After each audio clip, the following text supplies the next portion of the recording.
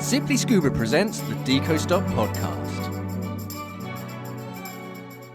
Hi everybody, welcome to Simply Scuba and welcome to the Deco Stop Podcast. I'm Mark, a former dive instructor, and I'm here to talk about scuba diving and stuff. Jumping straight in with website updates. So a few new interesting bits and bobs have arrived on the Simply Scuba website, and one is due to arrive today, but I'm not going to talk about it just in case it doesn't, because I never trust like websites and automated things because they don't always go live, and it is strictly embargoed until the 1st of May, so I don't really want to talk about it, just in case. However, things that I can talk about are the new Hollis BCDs. I say BCDs, they're backplate and wing systems. So there's the ST, the ST Elite, and the DT. So S and D stands for single and double. So the ST is for single cylinders, so it's the single tank. You get the Elite and then just the ST. So the ST, just by itself, is a single piece solo harness. So you get that single piece of nylon webbing, and that's it. You get to sort of pick and choose where or sort of how long each of the straps are, where the D-rings go, all that kind of stuff. Backplate harness and wing system, everything all together. It is photographed on the website with the optional integrated weight pockets. They don't come with it, unfortunately. We couldn't find a picture of it without them, and I imagine our marketing team is working on getting some photos whenever they can. But just so that you're not confused, you see the weight pockets and go, ooh, goody, but no, they don't actually come with them, unfortunately. So this is a great like foundational like start off point if you want to get into backplate harnesses and wings. Very, very flexible. It comes with that 35-pound wing, which is a decent size, and a good tough BCD with a stainless steel backplate as well. You also get the ST Elite, which has a adjustable harness, so a bit more of the sort of recreational harness, and this has a bit of flexibility in it. You get 2 pinch clips, so it just makes your life a little bit easier getting in and out of the BCD. That comes in a bunch of different sizes because the straps have to be a key length, but otherwise very much the same. And then you get the DT, which is pretty similar as far as the backplate and harness goes, but then the wing itself is larger, so that's for twin cylinders. So if you just dive twins, or if you're looking for a backplate system for twin sets, then that's the route to go down. As well as that, we also have 2 new wetsuits from Orca. So these are freediving wetsuits. There's the Mantra and the Zen. So men's and women's. They're very similar in design, both the men's and the women's, and even between the Mantra and the Zen, they're very similar. The only difference that I can see is that on the actual sleeves themselves, the Zen, which is the more expensive version, has that smooth outer skin throughout the entire external shell of the suit, so very, very sort of slippery in the water, very smooth, hydrodynamic, minimal drag and whatnot. But the Mantra it has that over the body and over the legs, but over your shoulders and the arms it has a more traditional lining to give it a little bit of added protection, and that's the only difference that I can tell. It's quite hard. There's very little information on the Orca website to find information out about them. And but they're made out of Yamamoto 39 cell neoprene, which is incredibly flexible, and it has a few benefits over and above. It's just nice and easy to kind of like stretch and move. But in that reduced restriction, they say that it can actually reduce effort by up to 45%. So when you're free diving, which is what these 2 suits are really designed for, because you're conserving energy by, you don't have to pull against this neoprene for every little movement, you're actually conserving energy, so you can sort of let yourself push yourself a bit further, which is kind of cool.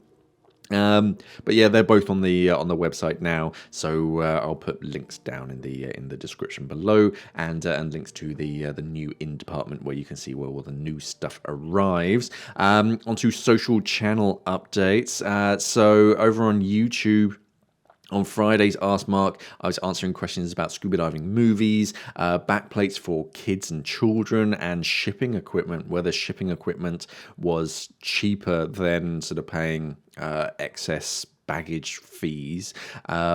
And I'd never looked into it before, to be honest. It's one of those things that I'd never really considered, and just like the planning and the forethought of sort of shipping gear, I don't think it's sort of that viable. I mean, I've actually seen like expeditions where they sort of carry all the bags and they check it all in. So I don't think it works out cheaper. But by all means, I could be wrong. Let me know down in the comments below.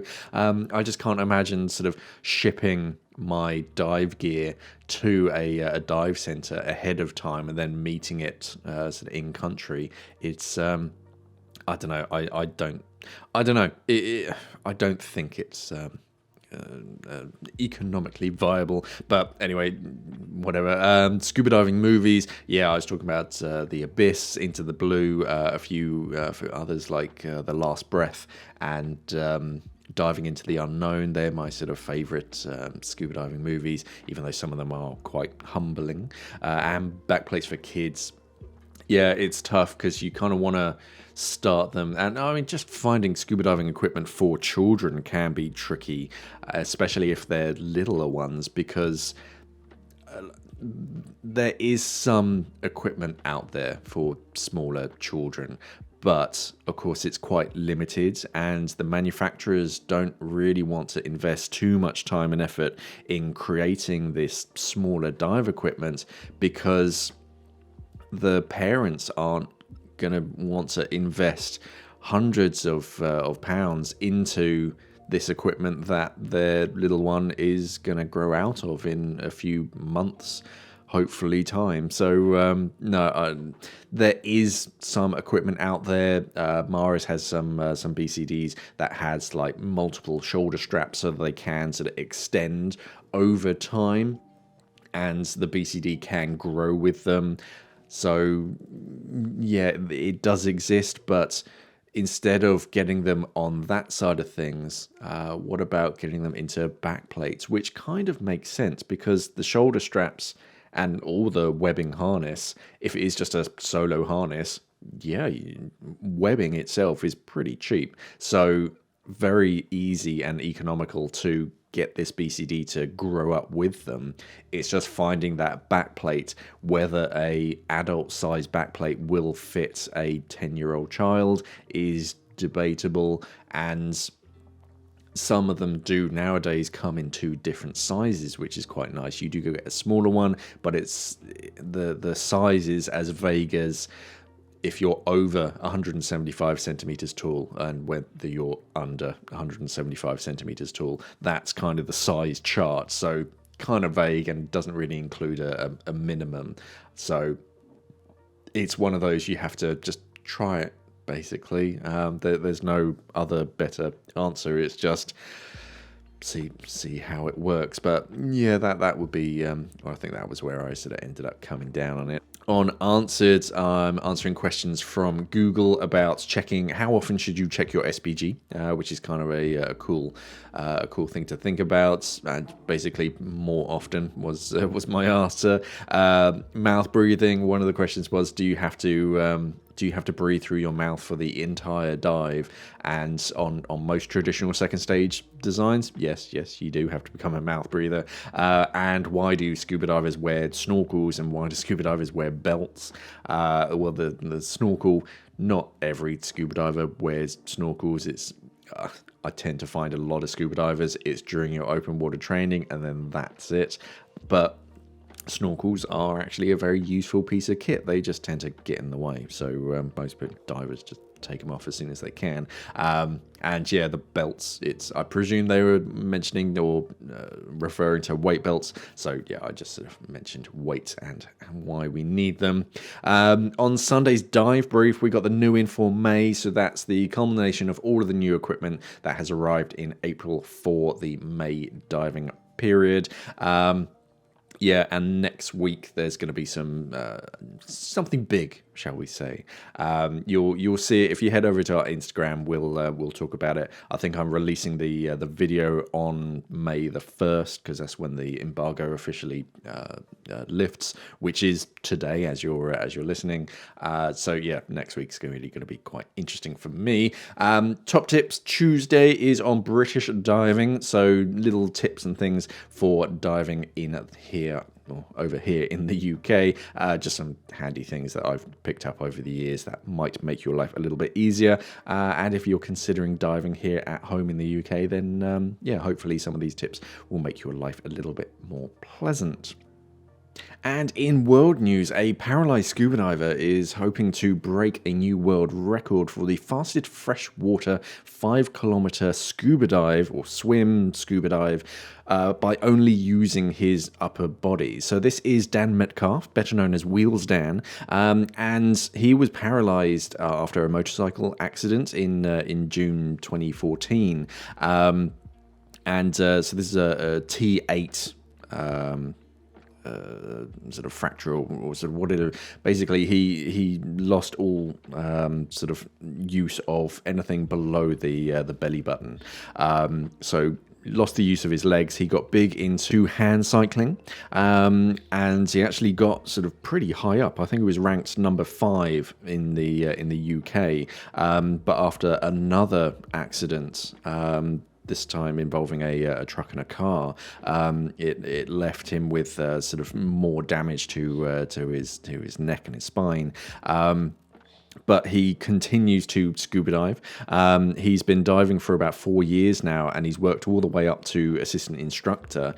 And he set himself this new challenge of completing a 5-kilometer scuba dive swim, only at about 6 to 8 meters depth, but without surfacing, this continuous swim that they reckon is going to take around 6 hours by only using his upper body, his arms. It's going to take place in Stony Cove on the 28th of September this year, and he's hoping to get as much publicity for this as possible, hoping to get the BBC, Spinal Research and Spinal Injuries Association involved to help publicize this challenge. There is a JustGiving page where you can help donate. The money is going to go towards MagPass, the MagPass Air Ambulance, who helped attend the scene of Dan's motorcycle accident back in 2014 and got him to emergency care as quickly as possible. The Scuba Trust, which has been the registered charity for over 21 years and is run exclusively by experienced volunteers, and they have supported many people with wide ranges of disabilities, including paraplegics, quadriplegics, and much more. And after his second accident, Dan had to deal with mental health issues such as PTSD and depression, and scuba diving did help with this.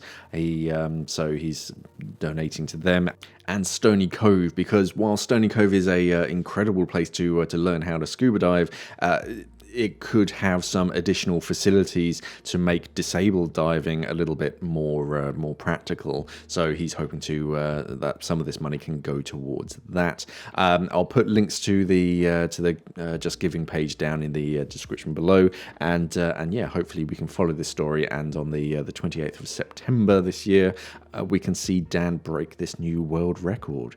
But yeah, 6 hours of just swimming, pure upper body strength, and not even just swimming, scuba diving.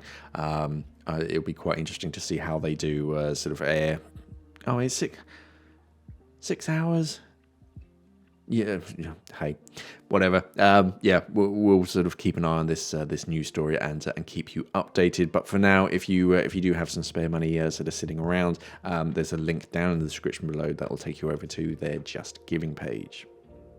The state legislature of Hawaii is moving closer to passing a law that would prohibit the use of drones for fishing, which supporters call both unfair and a threat to traditional methods of manually casting from the shore, relying on physical strength and technique to actually go fishing. But this new proposed legislation would prohibit the possession or use of unmanned aerial vehicles in, on, or near or near state marine waters for purposes of fishing unless permitted by the Department of Land and Natural Resources. So what these fishermen are doing is they, instead of just casting from the shore with a rod like normal, because you usually can't cast beyond where the waves are breaking, if they could access sort of bigger fish that they really want to catch. But what they do is they basically attach bait and the hooked line to the underside of a small drone, fly the drone out to sea beyond the breakers, and then push a button and it releases a mechanism and it drops the bait sort of beyond it. And then, from what I can understand, they wait for, or the drone sits there, still holding onto the line, but out to sea. And then when it actually does get a bite, they press another button and it releases the line completely, flies back, and then of course they wind it back in by the rod when they're on the shore. And yeah, this new legislation sort of says that it's limited yet not insignificant number of people who use these drones to snag fish off the shores of Hawaii. Yeah, supporters of the bill argue that the use of drones for both professional and amateur fishing leaves people relying on the usual classic methods of manual casting at a major disadvantage. But what supporters of supporters of this drone fishing are saying is that, well, actually, this is more targeted and more environmentally responsible when you compare it to the big leagues of trawling. So actually, it is quite interesting, and I'll be interested to see sort of which way they end up going with this, because if Hawaii ends up bringing in this legislation, then you might find other states doing something similar. So we'll watch this space and see what happens. 2 fishermen in Jamaica were fined a grand total of $4 in the Kingston and St Andrews Parish Court for illegally fishing in the Port Royal Fairway last month. So these 2 local fishermen, they were spotted in a white and blue 28-foot fiberglass fishing canoe, casting their nets, and this is illegal as part of the harbour rules and the Harbour Act of 1874, apparently, Section 14B of the Harbour Rules, and technically it is illegal, even though they said they've been doing it since the 70s. But the senior parish judge, Laurie Ann Cole Montague, advised the men that she would have to impose the maximum fine under these laws, and she stated that the act is a very old act. You are fined $4. They had the choice of a $4 fine or 5 days imprisonment, and I think they quite readily paid the $4 fine. But I just thought that was quite a funny headline, that fishermen were fined $4 for illegal fishing. Hopefully they won't do it again, but they're saying it's like, hey, we're just lowly fishermen. We see fish, we cast our nets. We're trying to make a living here. But apparently in this one particular area, they're obviously, it's illegal to go fishing, but they obviously haven't updated the maximum fine to account for inflation. So they got away with a $4 fine. If you're in the market for a liveaboard, there's one for sale through Seekers Yacht Brokers. This is the RV Loyal Helper.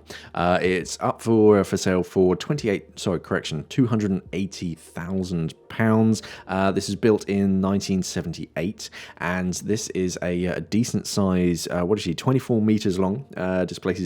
She's got displacement of 141 tons. Very ruggedly constructed. Needs a bit of a paint job, but it's got everything that you need for a decent liveaboard. It's licensed to and can accommodate up to 12 passengers plus 4 crew very comfortably, and has multiple decks and sort of everything that you need for run a liveaboard or some kind of diving expedition. So there's ample deck space for just chilling out. Front deck has sort of lots of room for various deck equipment and a bench to seat up to 12 divers very comfortably, as well as housing the deck crane, hydraulic line hauler, anchor winches, access to hatches to the storage holds. There's also access gates for divers to enter and exit the water via a ladder and a platform as well to make your life a bit easier. The upper deck and the sun deck are accessed through the wheelhouse, benches and tables situated up on the sun deck, plenty of room for surveyors and spectators, as well as barbecues and buffets. Fully sort of tricked out on the inside with VHF radios, EPIRB radar, depth sounders, color chart plotter, Navtex and weather facts. The galley and adjacent mess room can cater and seat all passengers for meals. Everything that you need for a decent liveaboard.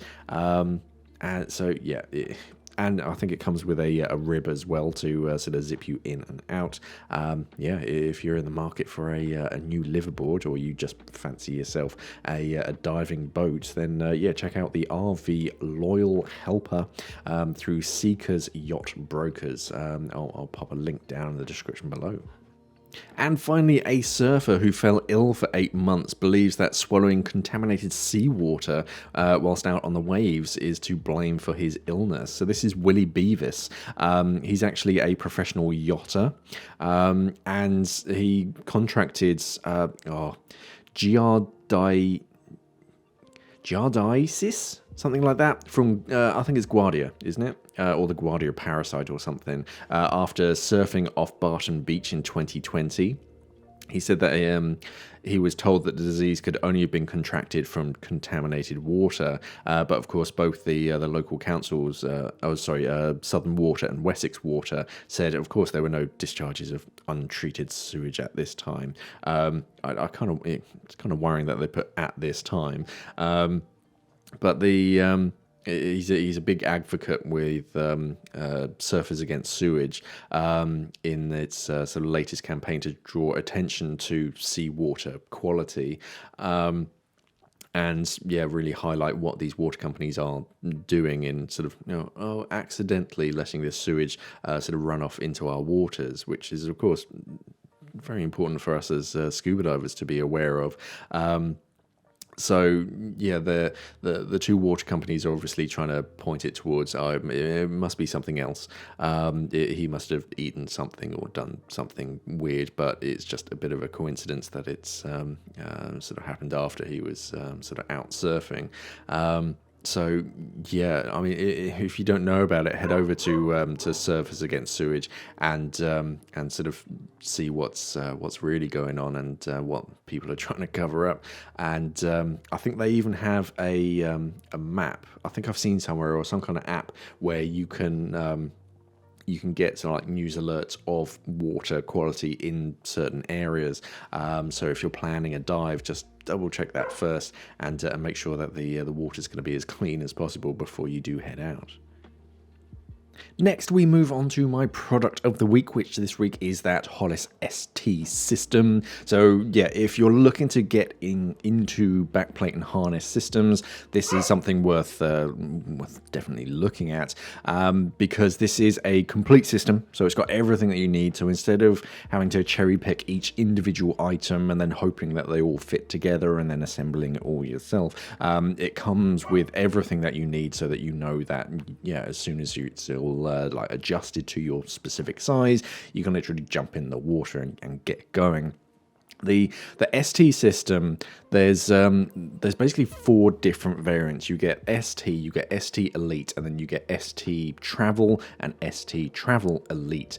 The Travel denotes the backplate that you get with it. The Travel versions come with an anodized aluminium backplate, whereas just the standard ST comes with the stainless steel version. But this is the new stainless steel 2.0 version.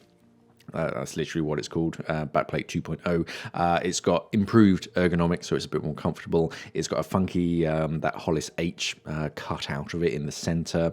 And the steel version is a great mounting point for all manner of different accessories. It's a bit more of a traditional design shape, but it still has all of those attachment points so you can attach whatever you want. It's 4mm 304 stainless steel, so it weighs about 3 kilos. So that's 3 kilos of trim weight in effect. So you might be able to take some off of your weight belt because it's there on your back plate. And I quite like a heavy back plate because it means that trim weight is nice and close to your body. It's about as close as that weight can actually get, and it's spread out quite evenly across your back. So instead of having like one big like 2 kilo or 1 kilo blocks in one particular area, it's spread out nice and evenly. The harness itself, just on the ST, is just a simple 2-inch webbing system. It does have some padding that allows for the D-rings, but by all means you can take that off if you don't want it. It still has the crotch strap and everything that you need to really like clamp yourself into this BCD. And then the wing itself with the ST, it comes with the 35 pound, which is like 16 kilo wing, the ST35, which has a really tough external like 1680 denier Cordura outer shell, and then a separate internal bladder, so that if you do brush up against something and it does cut and lacerate that external shell, you still have that internal bladder keeping the buoyancy on the inside. So that's what it's mainly there for. And it's got this new like diagonal red and black design funkiness to it. This is really since they've joined forces with Atomic and Bear and all that kind of stuff with like Starsack, Ziegel. They're all of the same company now, so you've got these like new design flares which are quite funky. But yeah, if you're looking to getting into sort of backplate and harnesses and things, you want a bit of flair. You don't want just traditional black equipment. Yeah, of course, you got Hollis red and black, which is very iconic. And yeah, it's a great platform for moving forwards. So if you're diving on single cylinders, then you got this, you got everything that you need. But then if you think that you might want to dive twins in the future, then yeah, you just take that ST35 off and then you fit the DT wing in effect, so you can go diving with twin cylinders. This is the benefit of backplate and harnesses. I mean, I'm sure you all know the benefits of it because I've been talking about it for years. But yeah, this is my product of the week because it's new in at Simply Scuba. Links will be down in the description below. Next, we move on to my question of the week, which this week is, what got you into scuba diving, or what got you into diving? I was kind of struggling for a question this week, and I was flicking through Reddit looking for anything interesting that I could chat about, and this one popped up, and I just thought it was kind of interesting, and sort of maybe you guys would be interested. So my diving career started back when I was in like secondary school or high school, depending on sort of where you're from. I probably would have been about 14, 15, I guess, somewhere around there. And it was just a thing that I did with the Army cadets. It was just an optional. You either went to like, one week you'd go to the shooting range, the next week you'd do like orienteering or something, and yeah, just sort of 1 week it was, scuba diving. And there was a Flight Lieutenant Wellborn, and he was, or I believe is, like a BZAC instructor, and just at the school pool had the scuba diving equipment there, and just gave us all a try dive in effect in the swimming pool, just trying out the equipment and whatnot. We did a few sort of fun exercises and things, and that was my first real instance of scuba diving.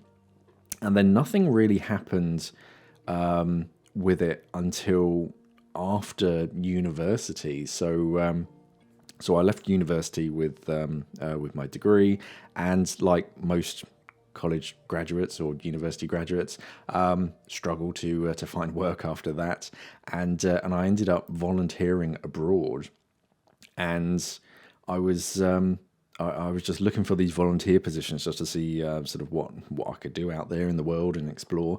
And one thing that popped up was marine conservation work in Madagascar, and yeah, it was. It was primarily scuba diving, which of course I'd experienced previously, so I was quite interested.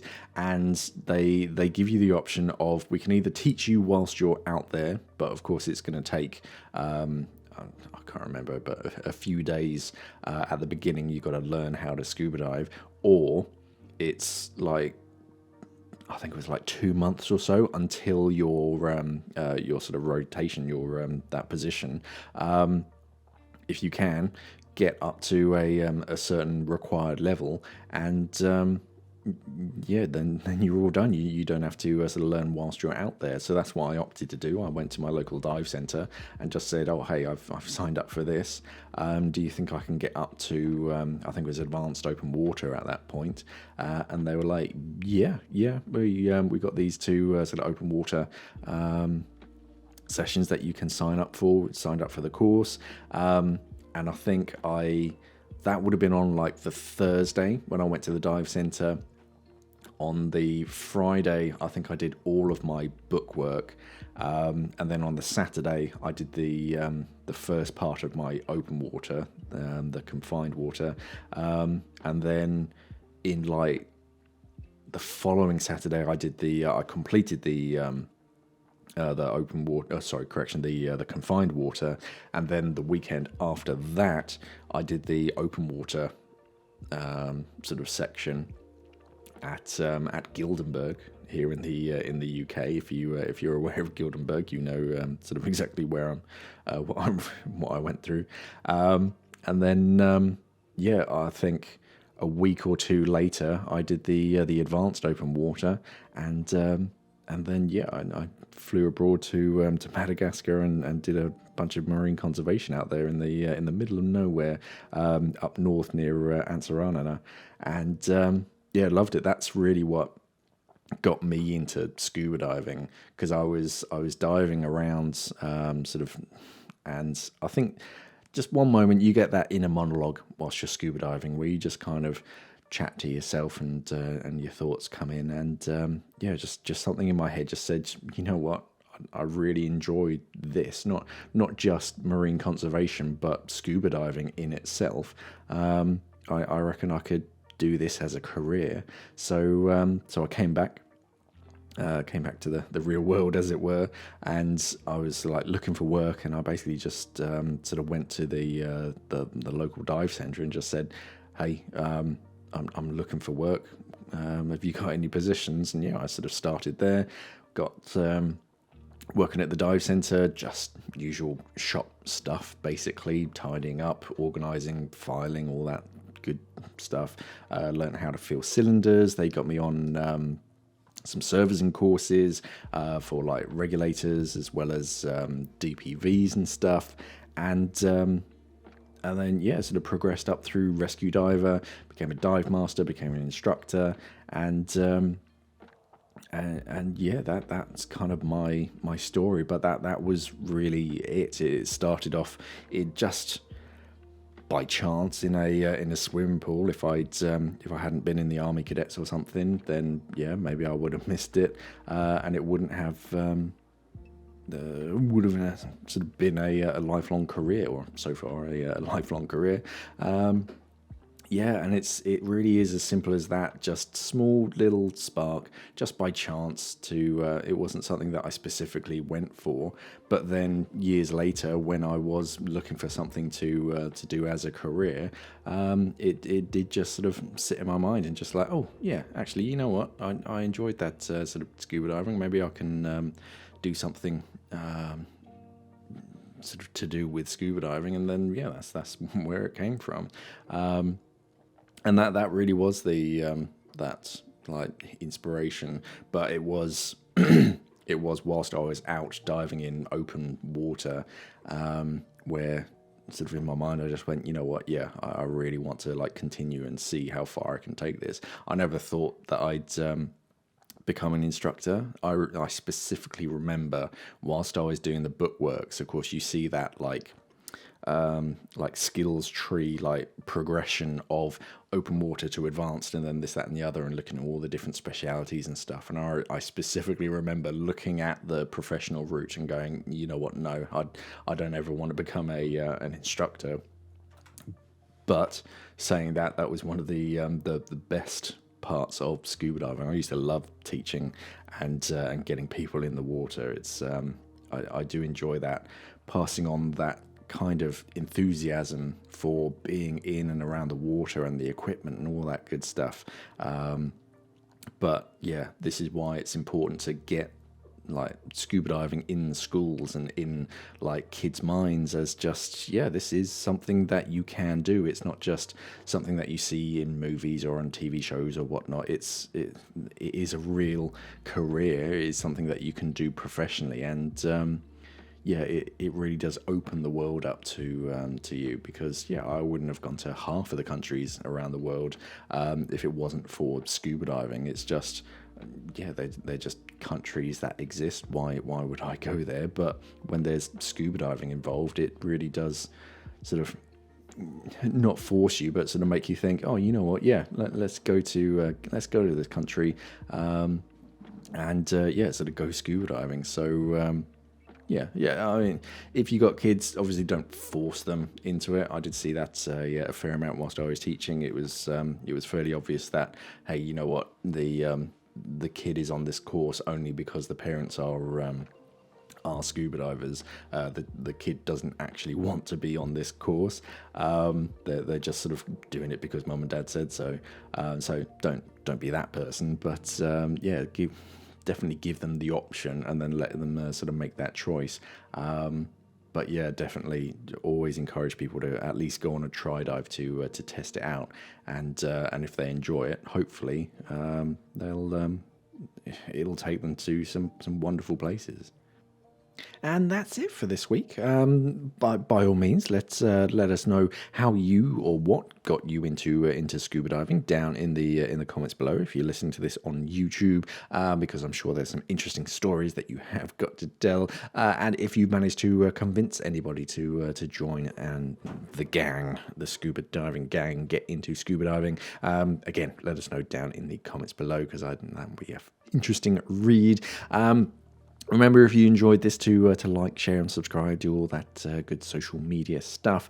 If you liked it, give it a thumbs up. If you disliked it, give it a thumbs down. That's why there's a dislike button. If you really enjoyed it and you want to hear more, then of course there's that subscribe button as well, so you can become one of our team. And remember to sort of rate us and comment wherever you are, wherever you can, because I know some platforms, this goes out on a whole bunch of different platforms. So if you can on your platform, please do. Remember to head over to simplyscuba.com to check out the latest scuba diving equipment.